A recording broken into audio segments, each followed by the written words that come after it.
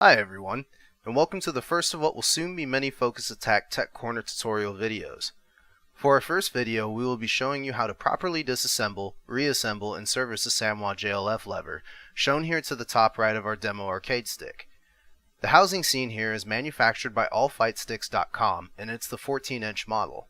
It supports a fair majority of industry standard parts such as Sanwa and Sanmitsu push buttons and levers, and the top control panel can be switched out to use a traditional lever or a hitbox layout. The traditional setup accommodates for 8 30mm push button holes and 4 24mm push button holes, in addition to a fifth hole for a Nutric USB pass-through. We will go into further detail regarding the housing at a later date, but in the meantime, let's take a look at some general tools you should have on hand for small tasks. When working with arcade parts, it is always helpful to have an array of hand tools. It is not necessary to have every tool possible when starting out, as many modders do accumulate them over time. Shown here is a dental pick, a screwdriver with interchangeable bits, a ratchet, a hex key, and pivot bushing grease. A smartphone is always handy for taking reference photos. This is the underside of the Sanwa JLF-TP-8YT joystick. You can see the partially exposed printed circuit board that is being held down by the clear restrictor plate. Over time, the microswitches on the PCB may wear out, causing false inputs. Many believe that they need to replace their entire joystick when simply removing the restrictor plate and switching out the bad PCB with a replacement one will solve the problem entirely. Switching out the PCB is as simple as squeezing the black tabs holding the restrictor plate in place inwards, removing the plate, and then removing the PCB.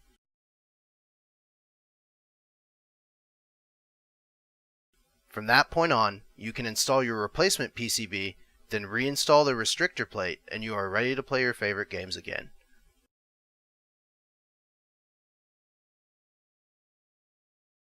For the next part of this video, we'll need our screwdriver. A popular attraction in arcade stick modding is customization. A small aspect of that is being able to change out your ball top handle, whether it be for a different color, a ball top handle made of different materials, or even a bat top handle. When removing a lever from an arcade stick, you will likely have to remove the handle to remove the lever from the arcade stick housing as well. This is done by using a flathead screwdriver to hold the lever shaft in place at the bottom, while twisting the handle counterclockwise with your other hand.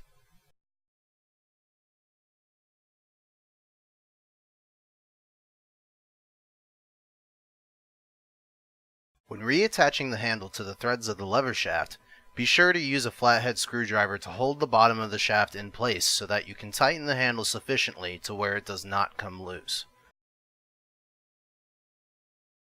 Next, we'll take a look at how to change springs and actuators. Lever feel is very subjective, so it is not at all uncommon to see people switching tension springs and actuators on their levers. Keeping your free hand on the actuator, use a dental pick or a small flathead in one of the slots of the silver E-clip to pry the E-clip away from the lever shaft.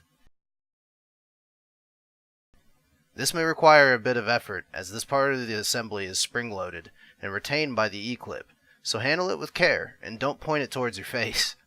Losing parts or an eye is less than ideal. With a little bit of effort, the E-clip will come loose, and you can slowly release the actuator, removing it along with the tension spring. You also might have noticed that there's a little black plastic upper spring hat that sits beneath the microswitch plungers. Try to do your best to leave it in place, but just remember that the protruding side of it is the part that faces down. If you turn the lever over, you can then pull out the lever shaft along with its pivot bushing. This is another point often neglected in older arcade sticks. The white pivot bushing seen here is meant to be re-greased every few years. I have personally witnessed levers that were incredibly hard to use or offered an absurd amount of tension, only to find out that they were in dire need of re-greasing. However, this lever is relatively new, so the bushing hasn't dried out just yet. But for the sake of this demonstration, I will re-grease it here momentarily. For the moment, let's set it aside. And just as a friendly reminder, this is the order that the lower part of the JLF assembly should be put back together. Upper spring hat, spring, actuator, and then your E-clip. Sorry, balancing acts are a little tricky with one hand. But let's get back to greasing the pivot bushing. We offer grease in convenient sizes at the Focus Attack website. Greasing the bushing is a relatively simple affair in that you can take a small dab of grease and spread it around the outer rim and bottom of the bushing, like so. A little goes a long way, so being generous with the grease isn't necessary. Just enough to keep the bushing slick will do.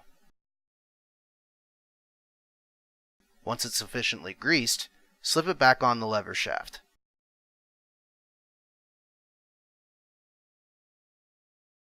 Well, we made it through. At this point you can reassemble your Sanwa JLF. Start by picking up the assembly and sliding the lever shaft and pivot bushing through the center hole on top of it. If you have a dust washer or a shaft cover, now would probably be a good time to include them. It's also important to visually verify that the pivot bushing is properly seated and that the bottom of the lever shaft passed through the upper spring hat on the underside of the assembly. The upper spring hat can be tricky to keep steady in some cases, so try to guide it as best as you can with your thumb.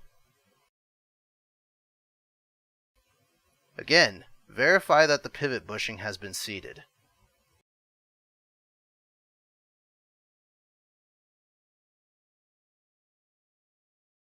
Install the tension spring of your choosing around the lever shaft. Me personally, I'm using the standard one because this is just a demonstration.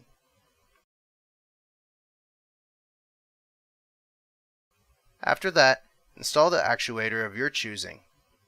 Once again, for demo purposes, I will be using the standard one.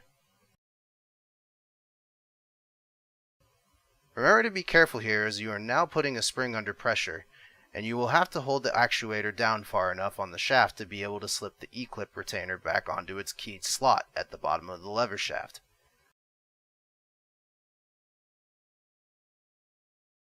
This may require some pressure and effort as it's meant to be a tight fit, so gloves or using the end of a screwdriver handle for added force might help. Congratulations on completely servicing a Sanwa JLF. Learning on this lever is beneficial because many other levers share characteristics in common with it. And last but not least, don't forget to check and make sure that your ball top handle is tight. I hope that this short tutorial video has been both valuable and informative to anyone who might be watching it.